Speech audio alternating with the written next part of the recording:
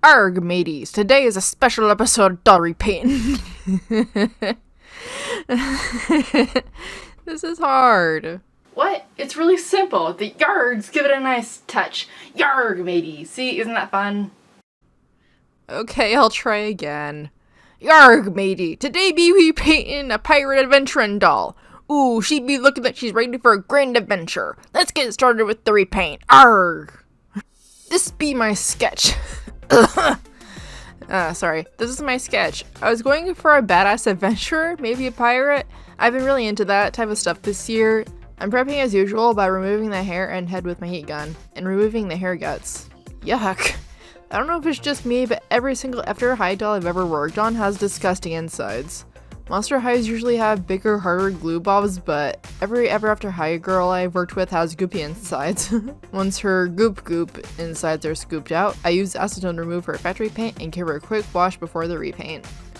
I'm spraying her with Mr. SuperClear, not forgetting my mask, and I'm starting with Prismacolor New Pastels. I spray her one more time and go for the face. Wow, normally when I use MSC, the colors from my pencils aren't too pigmented. But I must have done something right because look at this. I'm surprised. I'm going for a smirking look, and I must say, it was fun doing a different expression. Also, if you're curious, the pins in her ears are for earrings later.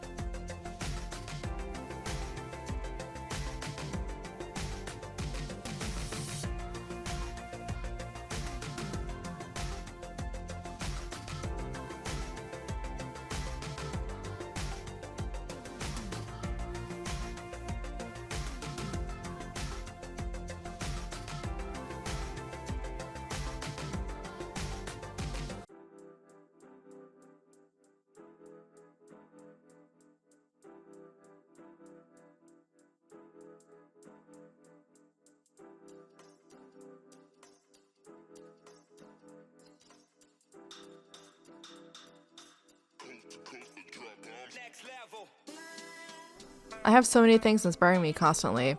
I love pastels, grunge dark, cottagecore, steampunk, basically everything at one time, and my brain gets confused. With this doll, I was inspired by pirate, renaissance, naturals, and a little bit of steampunk and cottagecore. What's inspiring you this year? Tell me in the comments.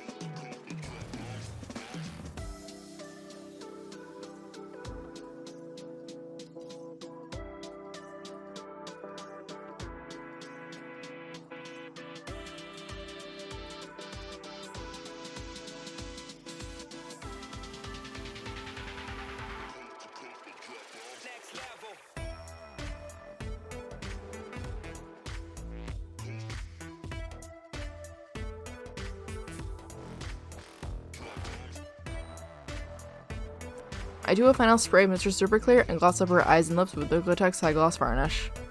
I decided to do a little bit of experimenting with this doll's hair. Normally when you brush out yarn wefts, the fibers can only be so long, and I love drawing big dramatic hair on my drawings, so I can hopefully translate it into doll form without using normal rooting hair. I had one weft that I brushed out normally, and two wefts that extended the length I desired, with one of the two lengths brushed out at the end with a pet brush to make a nice taper. I left the last long one alone. I straightened them all, and the results look a little promising. We all know the standard wefts look straightened look, but what surprised me was the tapered longer wefts. It actually looks a little bit convincing. Obviously not as convincing as real doll hair, but if you prefer using yarn doll for hair and you'd like to make it longer, you can use this method to make a decent head of doll hair. After these experiments, I make a bunch more wefts and start gluing them to my doll's head with tacky glue. Unfortunately, the glue dried and part of it discolored the roots. You can't really see it on camera, but it's kind of bothering me. I didn't have time to fix it then, but I'll probably fix it later on when I have time. Whoa, that's a lot of hair. It's very long too. Let's reunite the head and body and I'll style it later. This doll is a bunch of clothing, so buckle up. I started making a square neckline puffy sleeve top, which will eventually become a dress. I make a pattern for a layered gathered skirt, although I made the pattern a little wonky, I'll explain later. I also made a corset, gathered skirt, and a circle skirt, although I didn't end up using it. One thing I'm really proud of is that I found a method of making belts. I take a wire and make this shape. I would describe it as a pin in the middle of a square. I'll show you how to do it here. Wow! I cut a piece of fabric about 7 inches long and about 1/4 inch wide for pleather. Then I take a push pin and make a hole about 1/2 inch down in the middle, and then I take the pin in the buckle piece I made and stick it in the hole. I fold it over and glue it in place. If you would like to make holes for multiple belt settings and add a little strap to hold the belt in place, be my guest, but I just glued it in place and I won't be removing it. Okay, clothing time. This is the fabric I plan on using. I cut out my pattern pieces and coat all the pieces I know will be stiff like the corset and some top pieces with tacky glue. But for the rest of the pieces, I coat the edges with freight check. Corset first. I originally measured it to my doll with no clothes on, but I should have left a little seam allowance to encompass the clothes later on. But after I coat the pieces with tacky glue, I hem the edges with glue again and sew down the side seams and set it aside for now. The main poofy skirt was fun. I basically make a front pattern with an extra inch in the middle to be able to gather it. I also do it with the sleeves so I can have maximum poof. I keep the back normal to make my life a little easier. I gather all the pieces first, the top and bottom of the front piece and the top and bottom of the sleeves. I sew the pieces like I normally do, shoulder seams, the sleeves, side seams, all right sides together. I add some lace trim to the bottom of the sleeves before I sew them closed. I set it aside to unite it with the big skirt later. The main long skirt was fun to make, but I know now that I did it wrong. So it's basically as many gathered rectangles as you would like. I did 4, layered by being sewn to each other and fitting a waistband or to be a dress. How it's normally supposed to be done is you have your first layer about 4 or 5 times the waist measurement of your doll, and the layers underneath that's twice as big as the layer above it. So my first layer was about 10 inches, the next would be 20 and 40 and so on. I thought the dress would be too thick if I did it like that, so I made weird measurements to make sure it was poofy, but not so poofy that the doll would struggle to be posed on a doll stand. I also sew on lace trim to give a little pizzazz and to match the top. I attach the top to the skirt right sides together and sew down the back and add snaps to be able to remove it from the doll if I need to. Oh my god, it looks so cute, I love it.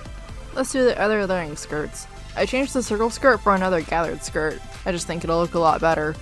I did something a little weird because I wanted to be able to limit the amount of layers I use. I stitched the brown skirt to the red skirt waistband. Actually did a cool way to do a waistband, but of course I didn't film it, so here's some example footage! I gathered the skirt and I sewed the waistband right sides together first, and then I fold the hem for the other side. I fold it over the other side of the skirt and then encompass all the raw edges inside and hand sew it in place to finish it off. This has been example footage! With sparkles. Thanks. That was weird. Okay, I put on her 3 skirts and closed them all up with a hook and eye closure. I ended up making a new corset because even though corsets are supposed to squeeze you in, that one I made earlier was way too tight. So I made a different one with more seam allowance, and I sewed some buttons to be the buttons or hooks to lace her up.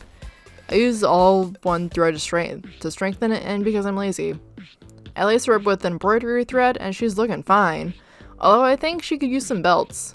I loop one around her waist, and I loop the other around the first belt, catching the 2 upper layered skirts. Not realizing I need to go through the waistband to get to it, but it's fine. Her accessories gave me a little trouble. I first wanted to make her shoes from polymer clay and fabric, but my clay didn't bake right and I was getting a little frustrated. So I used the tried and true paper mache. I used tissue paper and glue this time instead, and I must say it works great.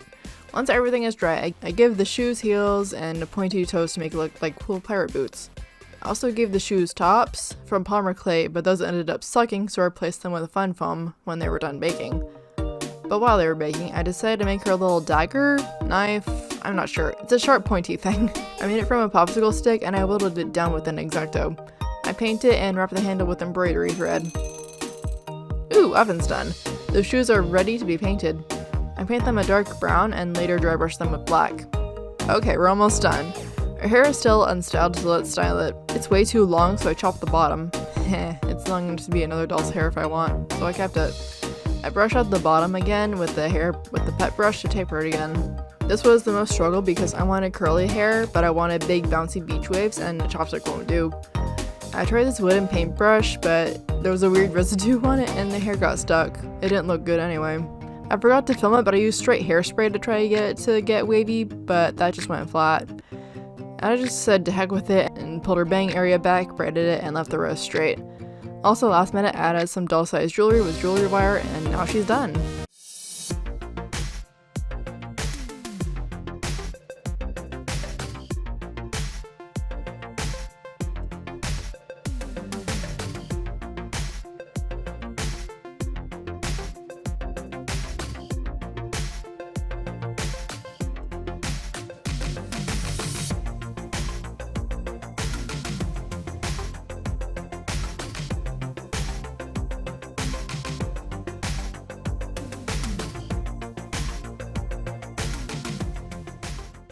I really love how she turned out.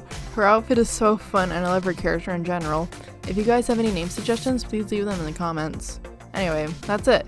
Click here to subscribe, click here for my latest video, and click here for the video YouTube thinks you'll like.